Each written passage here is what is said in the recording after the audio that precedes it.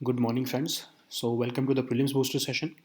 आज का पहला टॉपिक है टारगेट ओलंपिक पोडियम स्कीम। तो स्पोर्ट्स मिनिस्ट्री जो है, ministry of youth and affairs and sports, उन्होंने एक अल्पाइन स्कीइंग एथलीट जो है मोहम्मद आरिफ खान, उनको भी टारगेट ओलंपिक पोडियम स्कीम के लिए फॉरेन ट्रेनिंग की उनकी अप्रूव कर दी है। तो अब जो है ये टारगेट ओलंपिक पोडियम स्कीम है क्या? इसको 2014 में जो है ये हमारी गवर्नमेंट लेके आई थी, ministry of youth affairs and sports, ताकि हम इंडिया की परफॉर्मेंस ओलंपिक्स और पैरालंपिक्स में इम्प्रूव कर सकें। अब इसको 2018 में जो है वो रिवैम्प भी किया गया, टेक्निकल सपोर्ट टीम जो है वो दी गई इन एथलीट्स को।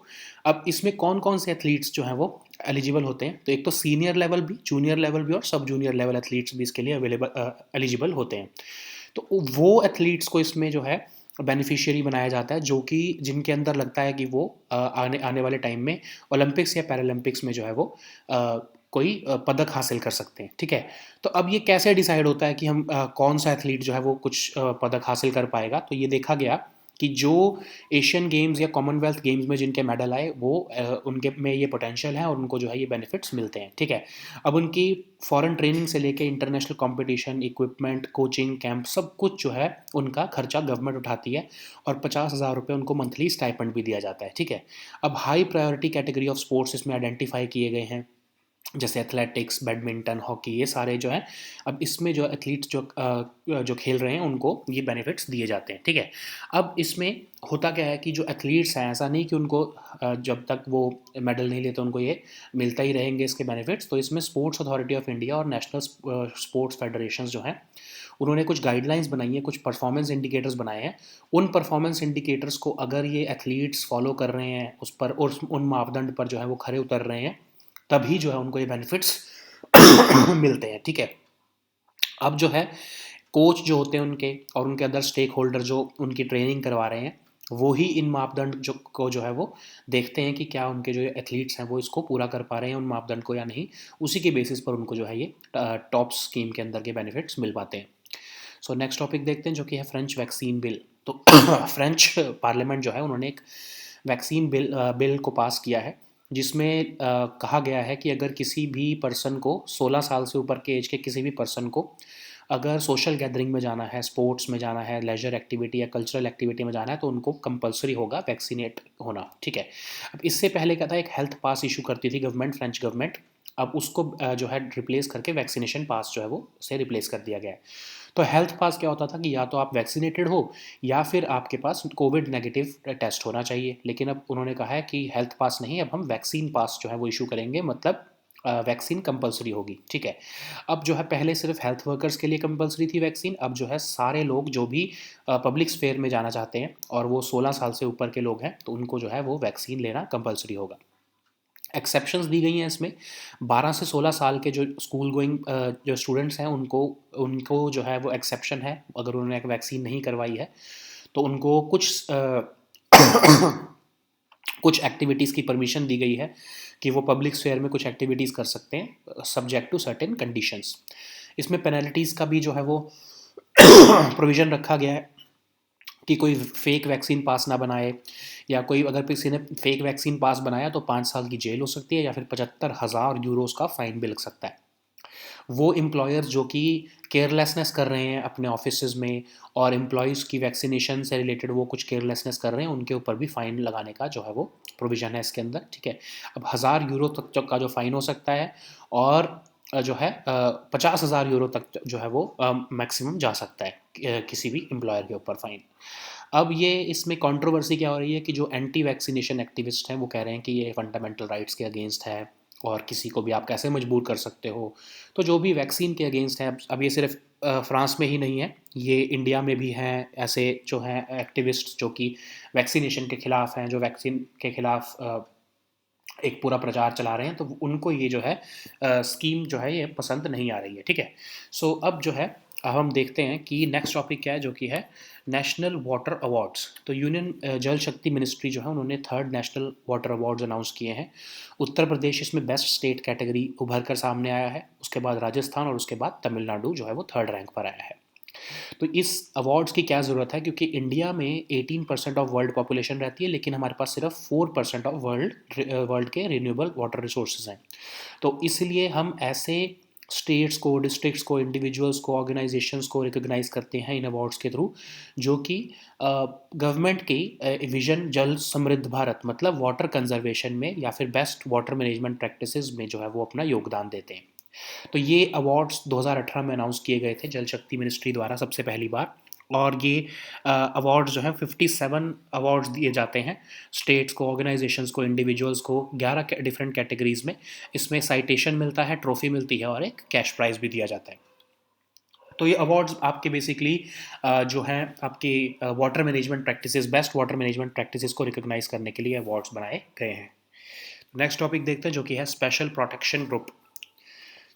तो अभी पीएम मोदी की जो है सुरक्षा में एक सिक्योरिटी ब्रीच हुआ था, तो उससे ही रिलेटेड जो है सेंट्रल गवर्नमेंट जो है वो ऑप्शंस देख रही है कि वो कैसे पंजाब पुलिस ऑफिसर्स को जो है वो समन कर सकती करेगी या कि उनके खिलाफ क्या एक्शन लेगी, क्योंकि उन्होंने पीएम मोदी की जो है वो सिक्योरिटी जो है वो कॉम्प्रोमाइज़ कर दी थी। ठीक है, अब इसमें एक्शन क्या होगा? अब एसपीजी एक्ट के अंदर जो है वो एक्शन लिए जा सकते हैं ऐसे एरिंग ऑफिशियल्स से जो कि प्राइम मिनिस्टर की सिक्योरिटी को जो वो है कॉम्प्रोमाइज़ करते हैं। तो सेक्शन 14 ऑफ एसपीजी एक्ट ये कहता है कि स्टेट गवर्नमेंट जो है वो रिस्पॉन्सिबल होगी सारी की सारी असिस्टेंस देने को एसपीजी को जब प्राइम मिनिस्टर किसी स्टेट से गुजर रहे होते हैं। तो अब एसपीजी जो है वो सिक्योरिटी के लिए जो है वो जिम्मेदार है पीएम की, और इंडिया और अब्रॉड दोनों जगह पर जो है पीएम को सिक्योरिटी देती है और उनके इमीडिएट फैमिली मेम्बर्स को भी सिक्योरिटी दी जाती है। 1988 में इसको बनाया गया था एक एक्ट ऑफ पार्लियामेंट द्वारा। ऑफ कोर्स इसको 1985 में बनाया गया था एक्चुअली, बट 1988 में इसको एक एक्ट भी बना दिया गया था। 2019 में इस एक्ट को अमेंड किया था और उसमें कहा था कि प्राइम मिनिस्टर जो है उनकी और उनके सिर्फ इमीडिएट फैमिली को ही एसपीजी प्रोटेक्शन मिलेगी। इससे पहले क्या होता था कि जो फॉर्मर प्राइम मिनिस्टर्स हैं और उनकी फैमिली है उनको भी प्रोटेक्शन दी जाती थी। अब एसपीजी का जो हेडक्वार्टर है वो द्वारका में स्थित है, साउथ वेस्ट दिल्ली में। और एसपीजी के जो पर्सोनल हैं वो सेंट्रल आर्म्ड पुलिस फोर्सेस में से लिए जाते हैं, और जो है ये वॉल्टियर्स होते हैं, जो best of the best candidates होते हैं सेंट्रल आर्म्ड पुलिस फोर्सेस में या फिर रेलवे प्रोटेक्शन फोर्स सर्विस में, उनको ही जो है एसपीजी में लिया जाता है। अब कैसे सिक्योरिटी जो है प्लान की जाती है प्राइम मिनिस्टर की? तो एक ब्लू बुक होती है, ब्लू बुक जो है वो होम मिनिस्ट्री बनाती है, और ये इसमें कहा गया है कि हर प्राइम मिनिस्टर की विजिट से 3 दिन पहले एसपीजी जो है वो एडवांस्ड सिक्योरिटी लियाजों करेगी, और वो सारी स्टेट्स जो हैं उसमें उनकी स्टेट पुलिस से, स्टेट लेवल की इंटेलिजेंस या फिर इंटेलिजेंस ब्यूरो जो स्टेट में है, या डिस्ट्रिक्ट मजिस्ट्रेट्स हैं, उन सब से बहुत ही माइन्यूट डिटेल्स तक भी जो है वो डिस्कस करेंगी प्राइम मिनिस्टर की विजिट से रिलेटेड। ठीक है, अब इसके अंदर कंटिंजेंसी प्लान भी बनाए जाते हैं, मतलब कि अगर समझ लो कोई इमरजेंसी की सिचुएशन हो या अगर कोई प्रॉब्लम आ जाए, एकदम से कोई आपका प्लान फेल हो जाए, तो उसके लिए कंटिंजेंसी प्लान्स भी जो है वो बनाए जाते हैं। 2 से 3 कंटिंजेंसी प्लान्स भी तैयार रखते हैं। तो क्या कभी प्राइम मिनिस्टर की सिक्योरिटी में ऐसी ब्रीच हुई है? यस, 2006 में पीएम जो है मनमोहन सिंह जो थे, उनकी त्रिवेंद्रम में सिक्योरिटी ब्रीच हुई थी, क्योंकि उनका जो पायलट व्हीकल जो है उन्हें लेकर जा रहा था वो राजभवन की बजाय उन्हें किसी बाईवे पर ले गया सिटी के। ठीक है, तो ये पहले एक सिक्योरिटी ब्रीच हो चुकी है। तो नेक्स्ट टॉपिक देखते हैं जो कि है इलेक्शन एक्सपेंसेस। तो इलेक्शन कमीशन जो है उन्होंने इलेक्शन एक्सपेंडिचर लिमिट जो कैंडिडेट्स की होती है उसको एनहांस कर दिया है। तो इससे पहले 2014 में इसको एनहांस किया गया था, उसके बाद जो है अब इसको दोबारा एनहांस किया जा रहा है।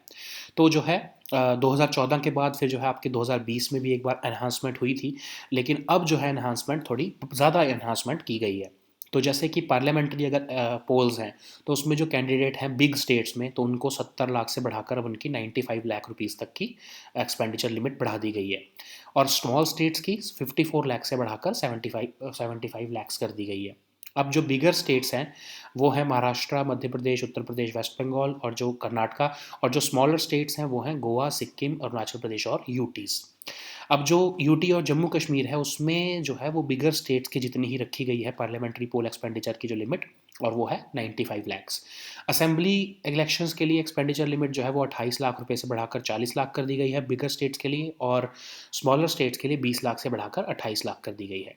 तो लास्ट टाइम जो है वो 2014 में इलेक्शन एक्सपेंडिचर लिमिट को जो है वो रिवाइज किया गया था, सबसे ज़्यादा जो एनहांस की गई थी वो 2014 में की गई थी, और उसके बाद 10% का सिर्फ इंक्रीज़ जो है वो 2020 में भी देखने को मिला था। तो नेक्स्ट टॉपिक हमारा है कलेक्टिव सिक्योरिटी ट्रीटी ऑर्गेनाइजेशन। तो मॉस्को लेड जो मिलिट्री अलायंस है CSTO, वो उन्होंने अपने जो है ट्रूप्स को भेज दिया है कज़ाकिस्तान में, क्योंकि आपको पता है कज़ाकिस्तान में जो है वो टेंशन्स आ गई हैं।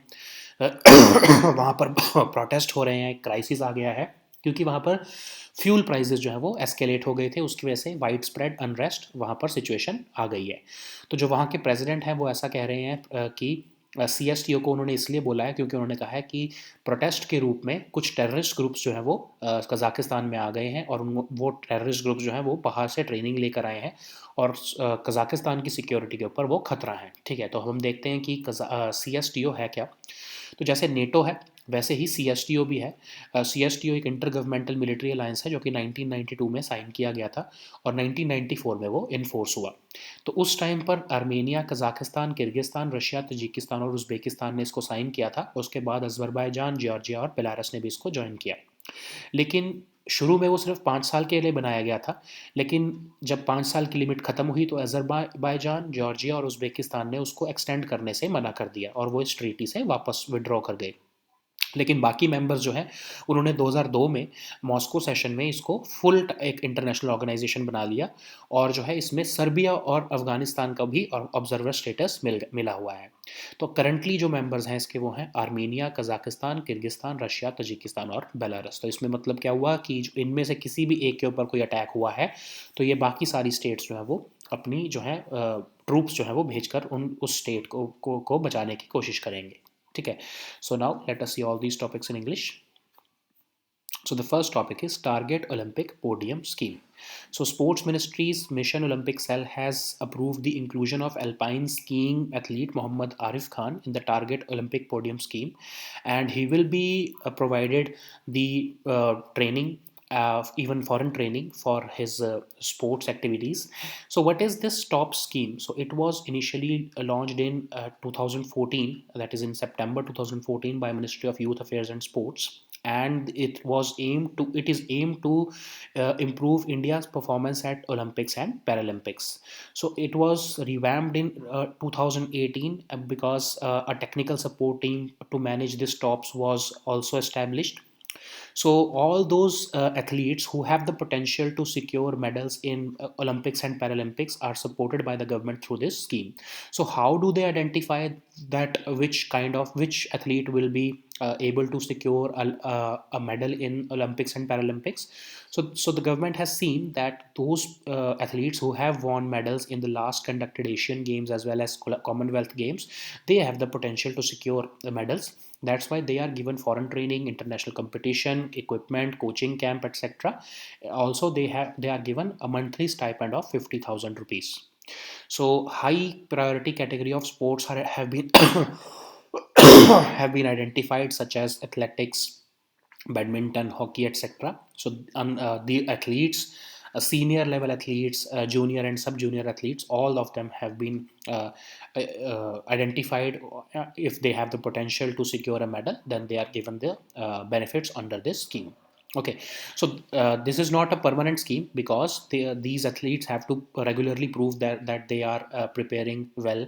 So how do they do it? So Sports Authority of India and National Sports Federations have made some indicators, and based upon such indicators, regular tests are conducted by the coaches who are training their athletes, and only after the athletes pass those indicators, they remain eligible, and they can continue with the benefits under this top scheme. So now let us see the next topic, which is French vaccine bill. So French MPs have approved this vaccine bill, and it requires people who are above the age of 16 years to be fully vaccinated in order to access public spaces. So earlier the French government only had the health pass. So now they under this bill the government wants to make vaccination pass mandatory. So health pass was that either you are vaccinated or you have a COVID negative test. But under vaccination pass, it is mandatory to have a vaccination in case you want to go out in a public sphere. So the earlier the vaccination was made compulsory only for healthcare workers, but now it has been made mandatory for all those people who want to access the public sphere, of course those who are above the age of 16. So there are certain exceptions also. So students who are between the age of 12 to 16, they are exempted from this the requirement of vaccination in case they want to go for school outings or extracurricular activities. So these are the exceptions to this bill. So there are also penalties. So in case any person produces fake vaccine passes, then that person could be that person could face jail for as long as 5 years, or even a fine of 75,000 euros can be imposed upon that person. Even if the employers show carelessness in following the requirements of this law, which affects the employees in terms of not checking their vaccination status, or not motivating them enough to get vaccinated, then they can also be fined under this law. So, what is the controversy around this bill? So, like in India, we have this anti-vaccine activists around the world. So, they are saying they are angry with this bill because the government has made it mandatory to get vaccinated. So, they are saying that it is against their rights, and they are opposing this bill based upon that argument. So now let us see the next topic, which is National Water Awards. So Union Minister of Jal Shakti has recently announced the third National Water Awards. So Uttar Pradesh has been awarded the first prize in this third National Water Awards of 2020. It is followed by Rajasthan and Tamil Nadu. So why these awards are important? So India has 18% of world population, but we have just 4% of world's renewable water resources. So national water awards are important to recognize and encourage exemplary work done by either the states, districts, individuals, or organizations across the country in best water management practices or water conservation. Okay, so these awards were announced for the first time in the year 2018, and 57 awards are given to states, organizations, or individuals who are under the 11 different categories. Okay, so a citation, a trophy, and a cash prize is given under these awards. So now let us see the next topic, which is Special Protection Group. So you know that PM Modi's security was breached during his visit to Punjab recently, and this has caused furor across the political spectrum. And now the central government is considering action under the SPG Act against the Punjab police officers who failed to perform their duty, and which led to the alleged breach of the security of the prime minister. So what action can be taken? So the section 14 of SPG Act says that the state governments have to provide all assistance to the SPG when the prime minister is moving through that state. So under that act, erring officials can be action can be taken against the against the erring officials. They can be summoned to Delhi, or even a central level inquiry can be made against them. So, what is SPG? So, SPG is responsible for the safety and security of the Prime Minister, and it secures the Prime Minister in both India and abroad.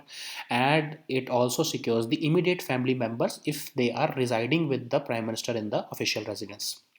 So, this agency was formed in the year 1985 actually, but this act was passed in the year 1988. So SPG protection is granted to the prime minister only, and after this 2019 amendment, only the prime minister is eligible for the SPG protection. So earlier, the former prime ministers as well as their family members were also eligible for SPG protection, but after 2019 amendment in this SPG Act, only the prime minister uh, eligible to get the SPG protection. So the headquarters of SPG is located in Dwarka, that is in southwest Delhi, and it draws its personnel from Central Armed Police Forces as well as that of the Railway Protection Force. So all the personnel who are serving in the SPG are the volunteers. They are best of the best personnel who have to go through a very rigorous exercise, and they generally give proximate security to the prime minister. Okay, so how do they plan security for the prime minister? So for that, a blue book has been issued by the Home Ministry. Under this blue book rules, 3 days before any visit by the prime minister, the SPG has to hold an advanced security liaison with everyone involved in securing that event, including the intelligence bureau officials who are part of that state, the state police officials, the state intelligence services, and even the concerned district magistrate. Okay, so even the minutest or the smallest details regarding that event are chalked out in that meeting. Even contingency plans are made so that in case a plan a plan to secure the prime minister fails, then there should be at least some contingency plans to secure the prime minister. Okay, so has there ever been a breach of security of the prime minister? Yes, in 2006, Prime Minister Manmohan Singh's security was also breached at Trivandrum because the pilot vehicle, which was supposed to take him to Raj Bhavan, mistakenly took him to a byway of that city. Okay, so now let us see the next topic, which is election expenses. So Election Commission has enhanced the existing election expenditure limit for candidates for both the parliamentary and assembly constituencies. So last time the major election expenditure limit enhancement was done in 2014, and in 2020 also a 10% increase was also approved by the election commission. So this increased limit will be applicable for in all upcoming elections. So the new ceilings are for the parliamentary poll expenditure, from 70 lakh, the expenditure limit has been increased to 95 lakh in case of bigger states. In case of smaller states, the limit has been increased from 54 lakh to 75 lakhs. In case of assembly elections, the expenditure limit has been increased from 28 lakh rupees to 40 lakh rupees in bigger states, and in smaller states, the limit has been increased from 20 lakhs to 28 lakhs. In case of Jammu and Kashmir, the ceiling on poll expenditure of parliamentary polls, the limit has been increased to 95 lakh rupees. So like I was telling you, the last major revision happened in the year 2014, but after that, in 2020 also a 10% increase was initiated by the election commission. So now let us see the next topic, which is Collective Security Treaty Organization. So this CSTO is a Moscow-led military alliance. So it is similar to NATO, but it is led by the Russian Federation. So Kazakhstan is facing some some protests over rising fuel prices in their country, and Kazakhstan is facing this crisis. It is one of the biggest crises in decades, and the president of Kazakhstan has said that under the garb of protests, some terrorist groups have infiltrated those protests, and they have received extensive training abroad, and they are threatening the security of Kazakhstan. So he has invoked the provisions of CSTO. That's why CSTO troops have entered Kazakhstan to secure the country. So what is CSTO? Like I was telling you, it is similar to NATO, and it is an intergovernmental military alliance. It was signed in 1992, but it came into force in 1994. Initially, it was supposed to stay only for a period of 5 years, and Armenia, Kazakhstan, Kyrgyzstan, Russia, Tajikistan, and Uzbekistan signed that treaty. Later on, Azerbaijan, Georgia, and Belarus also joined this treaty. After the end of 5 year period, only six members of CST were in favor of renewing it for another 5 period, but rest of the members like Azerbaijan, Georgia, and Uzbekistan left this treaty. So in 2002, at the Moscow session, this CSTO was transformed into a full international organization like NATO, and today Armenia, Kazakhstan, Kyrgyzstan, Russia, Tajikistan, and Belarus are the full members of this CSTO. Okay, so what it means is that if in any country there is any security situation, then all the countries of this CSTO will be obliged to support that country. Okay, so Serbia and Afghanistan are the observer members of this CSTO. So these were our topics for today. We'll meet next time on Monday now. Until then, goodbye and take care.